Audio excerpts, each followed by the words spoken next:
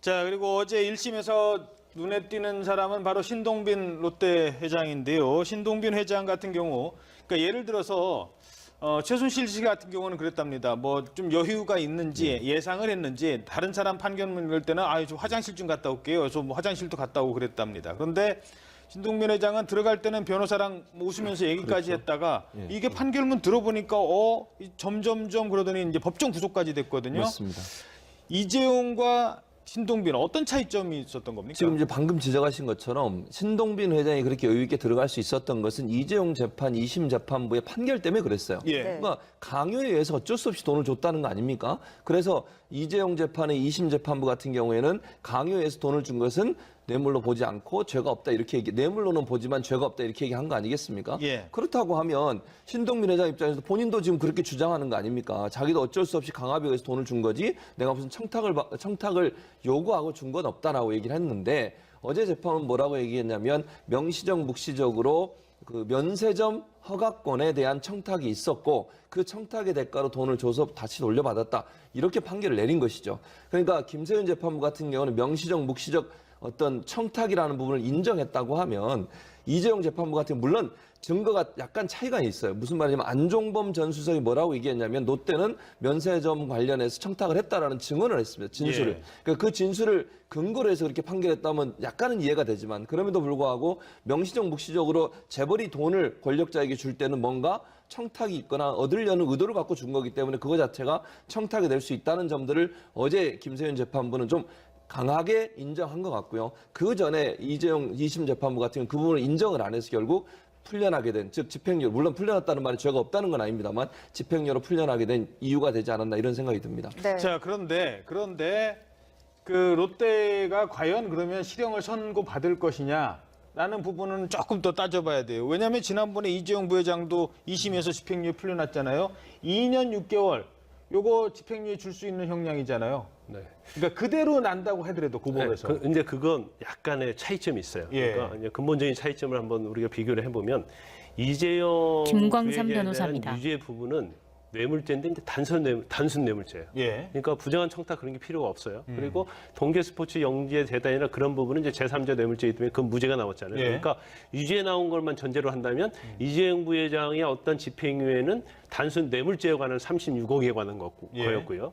그런데 신동빈 회장 같은 경우에는 제3자 뇌물죄예요. 그 제3자 뇌물죄인데 금액은 70억이단 말이에요. 그러니까 예. 금액은 높죠. 하지만 결국은 돌려받았어요.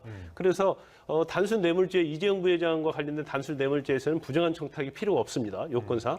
그렇지만 제3자 뇌물죄에서는 부정한 청탁이 필요하잖아요. 그래서 신동빈 회장 같은 경우에는 면허와 관련된 그 면세점과 관련된 부분에 있어서는 부정한 청탁이 있었다고 보는 거죠. 그러니까 예. 죄면과 적용 목적은 다른 면이 있어요. 그런데 이제 그렇다 하더라도 이제 우리가 본질적으로 딱 보면 이재용 부회장은 뭐 36억인데 뭐 물론 부정한 청탁이 없었다고 하는 점에 좀 뭐 가점을 줘서 집행유예 했다고 봐요. 그렇지만 이쪽 이제 70억이지만 돌려받았잖아요.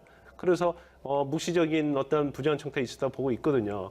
그런데 그럼 형량에 있어서 과연 이게 이재용 부회장과 같은 형평성에 맞느냐 이제 그런 얘기가 될 수 있는 거죠. 예. 그래서 아마 그 돈도 뭐 70억 다시 돌려받았고 본인의 입장에서는 이제 면세점에 부정한 청탁도 하지 않았다고 생각하기 때문에 굉장히 무혐의는 아니더라도 유죄가 난다 하더라도 집행유예 날 것이라는 굉장히 기대감을 가지고 갔을 겁니다. 신동빈 회장 입장에서는. 그리고 사실 본인이 대한스키협회 협회장으로서 평창올림픽 가서 지금 굉장히 봉사 많이 했고 네. 또 언론을 통해서도 오늘 선고가 받고 다시 평창으로 달려갈 거라는 얘기를 했어요. 만찬까지 준비하고 그렇죠. 있었다고 그 얘기 하더라고요. 자체는 네. 굉장히 집행유예 나올 거라는 걸 확신하고 간 거죠. 그런데 거기에서 이제 실형을 선고받고 이제 법정 구속이 됐기 때문에 이제 신동빈 회장 측에서는 이재용 부회장과 판결을 좀 비교하면서 우리한테는 너무 가혹한 것이 아니냐 이제 그런 글쎄요, 생각을 예. 가질 수는 있죠. 그런데 제가 지금 말씀드리는 건 제가 너무 앞서가는 건지 모르겠습니다만 재벌 총수 중에 이번 최순실 국정농단 사건과 관련해서 정말 실형을 제대로 산 사람이 있습니까?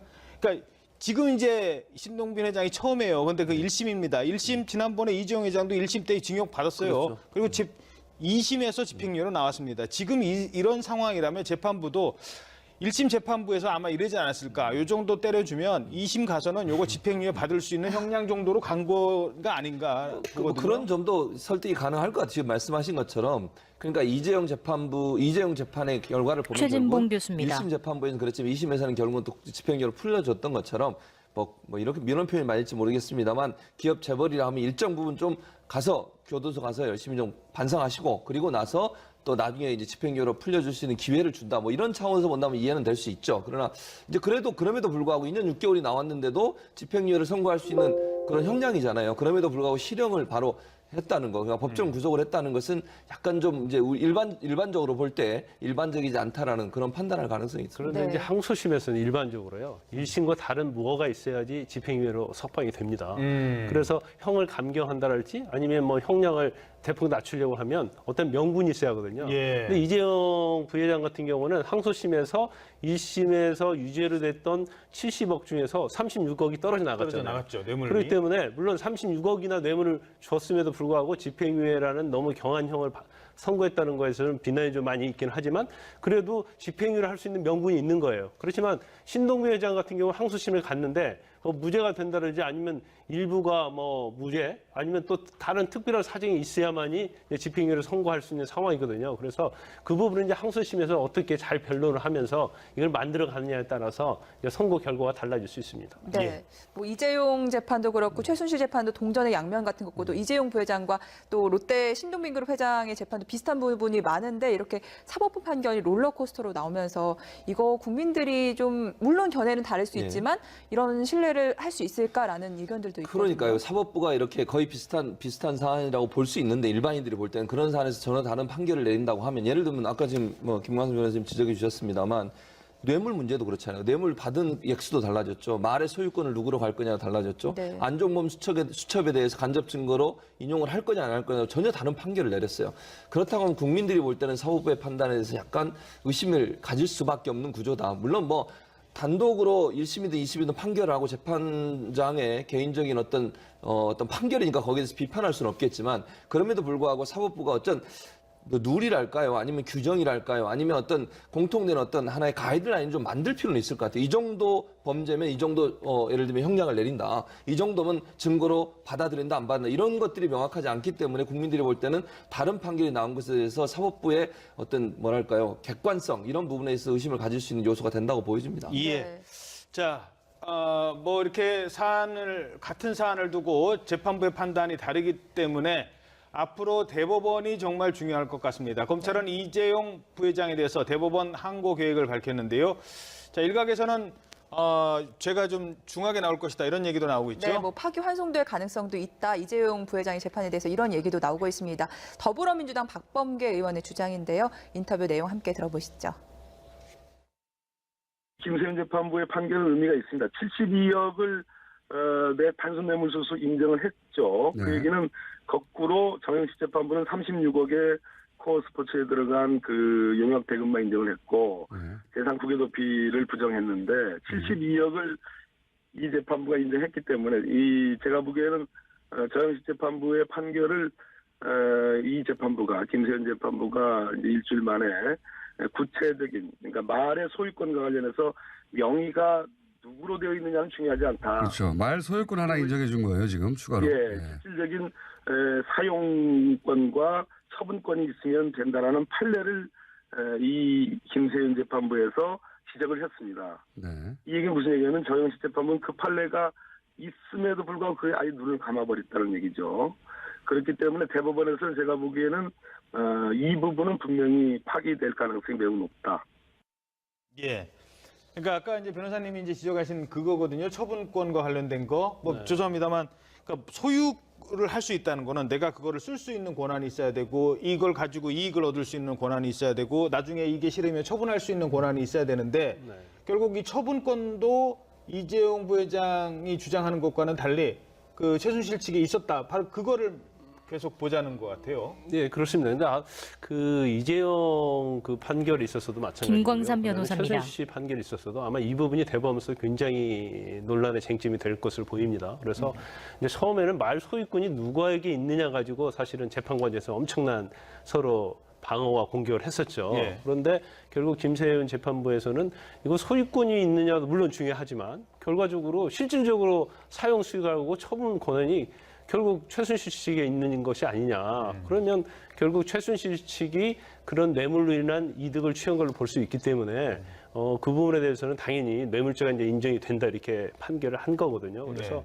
이제 안종범 전 수첩의 어떤 증거 능력 자체도 사실은 이재용 부회장의 항소심 판결하고 이제 최순실 씨와 관련된 판결이 좀 엇갈렸잖아요. 그래서 제가 볼 때는 지금 제일 중요한 부분 중에 특히 대법원에서 물론 여러 가지 논점이 있고 다투어지겠지만 제일 중요한 부분 중에 하나가 바로 이 말의 소유권과 소유권이 넘어갔냐 넘어가지 않았냐 부분 그리고 그게 뇌물로 되느냐 이 부분이 제일 중요한 부분이 한 부분이 될 것이고 이제 안종범 전 수석의 수첩이 과연 이게 증거 능력으로서 쓸 수가 있느냐 없느냐 이제 그 부분도 가장 중요한 쟁점이 되기 때문에 두 부분에 대해서 대법원의 의견이 조금이라도 다르면 이게 사실 파기환송될 수 있죠. 더군다나 이재용 부회장과 관련된 부분에 있어서는 항소심에서 집행유예를 받았는데 만약에 말 소유권과 관련된 부분에 있어서 지금 어제 선고한 김세윤 재판부의 그러한 의견이 대법원서 그대로 인용이 된다고 한다면 파기환송되고 이재용 부회장은 또 형량이 또 바뀌어질 가능성도 상당히 있어 보입니다. 네, 알겠습니다. 최순실 판결 이야기는 여기까지 하고요. 신동빈 회장 같은 경우 항소심을 갔는데 무죄가 된다든지 아니면 일부가 뭐 무죄 아니면 또 다른 특별한 사정이 있어야만이 집행유예를 선고할 수 있는 상황이거든요. 그래서 그 부분은 이제 항소심에서 어떻게 잘 변론을 하면서 이걸 만들어 가느냐에 따라서 이제 선고 결과가 달라질 수 있습니다. 네, 뭐 이재용 재판도 그렇고 최순실 재판도 동전의 양면 같은 것고 또 이재용 부회장과 또 롯데 신동빈그룹 회장의 재판도 비슷한 부분이 많은데 이렇게 사법부 판결이 롤러코스터로 나오면서 이거 국민들이 좀 물론 견해는 다를 수 있지만 이런 신뢰를 할 수 있을까라는 의견들도 있거든요. 그러니까요. 사법부가 이렇게 거의 비슷한 사안이라고 볼 수 있는데 일반인들이 볼 때는 그런 사안에서 전혀 다른 판결을 내린다고 하면 예를 들면 아까 지금 김광석 변호사님 지적해 주셨습니다만 뇌물 문제도 그렇잖아요. 뇌물 받은 액수도 달라졌죠. 말의 소유권을 누구로 갈 거냐가 달라졌죠. 네. 안종범 수첩에 대해서 간접 증거로 인용을 할 거냐 안 할 거냐 전혀 다른 판결을 내렸어요. 그렇다고 하면 국민들이 볼 때는 사법부의 판단에 대해서 약간 의심을 가질 수밖에 없는 구조다. 물론 뭐 단독으로 1심이든 2심이든 판결을 하고 재판장의 개인적인 어떤 판결이니까 거기에 대해서 비판할 수는 없겠지만 그럼에도 불구하고 사법부가 어떤 룰이랄까요? 아니면 규정이랄까요? 아니면 어떤 공통된 어떤 하나의 가이드라인을 좀 만들 필요는 있을 것 같아요. 이 정도 범죄면 이 정도 예를 들면 형량을 내린다. 이 정도면 증거로 받아들인다 안 받는다. 이런 것들이 명확하지 않기 때문에 국민들이 볼 때는 다른 판결이 나온 것에 대해서 사법부의 어떤 뭐랄까요? 객관성 이런 부분에 있어 의심을 가질 수 있는 요소가 된다고 보여집니다. 예. 네. 자, 뭐 이렇게 같은 사안을 두고 재판부의 판단이 다르기 때문에 앞으로 대법원이 정말 중요할 것 같습니다. 검찰은 이재용 부회장에 대해서 대법원 항고 계획을 밝혔는데요. 자, 일각에서는 죄가 좀 중하게 나올 것이다 이런 얘기도 나오고 있죠. 네, 뭐 파기환송될 가능성도 있다. 이재용 부회장의 재판에 대해서 이런 얘기도 나오고 있습니다. 더불어민주당 박범계 의원의 주장인데요. 인터뷰 내용 함께 들어보시죠. 김세윤 재판부의 고 다시 평창으로 달려갈 거라는 얘기를 했어요. 만찬까지 준비하고 그렇죠. 있다고 그 얘기 하더라고요. 자체는 네. 굉장히 집행유예 나올 거라는 걸 확신하고 간 거죠. 그런데 거기에서 이제 실형을 선고받고 이제 법정 구속이 됐기 때문에 이제 신동빈 회장 측에서는 이재용 부회장과 판결을 좀 비교하면서 우리한테는 너무 가혹한 것이 아니냐. 이제 그런 글쎄요, 생각을 예. 가질 수는 있죠. 그런데 제가 지금 말씀드리는 건 제가 너무 앞서가는 건지 모르겠습니다만 재벌 총수 중에 이번 최순실 국정농단 사건과 관련해서 정말 실형을 제대로 산 사람이 있습니까? 그러니까 지금 이제 신동빈 회장이 처음이에요. 그런데 그 1심입니다. 1심 지난번에 이재용 회장도 1심 때 징역 받았어요. 그리고 2심에서 집행유예로 나왔습니다. 지금 이런 상황이라면 재판부도 1심 재판부에서 아마 이러지 않았을까. 이 정도 때려주면 2심 가서는 요거 집행유예 받을 수 있는 형량 정도로 간 거가 아닌가 보거든요. 그런 점도 설득이 가능할 것 같아요. 지금 말씀하신 것처럼 그러니까 이재용 재판의 결과를 보면 최진봉 교수입니다. 1심 재판부에서는 그렇지만 2심에서는 결국은 또 집행유예로 풀려줬던 것처럼 뭐 이렇게 이런 표현이 맞을지 모르겠습니다만 기업 재벌이라 하면 일정 부분 좀 가서 교도소 가서 열심히 좀 반성하시고 그리고 나서 또 나중에 이제 집행유예로 풀려줄 수 있는 기회를 준다. 뭐 이런 차원에서 본다면 이해는 될 수 있죠. 그러나 이제 그럼에도 불구하고 2년 6개월이 나왔는데도 집행유예를 선고할 수 있는 그런 형량이잖아요. 그럼에도 불구하고 실형을 바로 했다는 거, 그러니까 법정 구속을 했다는 것은 약간 좀 이제 일반적으로 볼 때 일반적이지 않다라는 그런 판단할 가능성이 있습니다. 그런데 네. 이제 항소심에서는 일반적으로요. 1심과 다른 무엇가 있어야지 집행유예로 석방이 됩니다. 그래서 형을 감경한다랄지 아니면 뭐 형량을 대폭 낮추려고 하면 어떤 명분이 있어야 하거든요. 예. 근데 이재용 부회장 같은 경우는 항소심에서 1심에서 유죄로 됐던 70억 중에서 36억이 떨어져 나갔잖아요. 나갔죠. 뇌물이. 그렇기 때문에 물론 36억이나 뇌물을 줬음에도 불구하고 집행유예라는 너무 경한 형을 선고했다는 거에서는 비난이 좀 많이 있긴 하지만 그래도 집행유예를 할 수 있는 명분이 있는 거예요. 그렇지만 판결은 의미가 있습니다. 72억을 내 단순 뇌물수수 인정을 했죠. 그 네. 얘기는 거꾸로 정영식 재판부는 36억의 코어 스포츠에 들어간 그 용역 대금만 인정을 했고 네.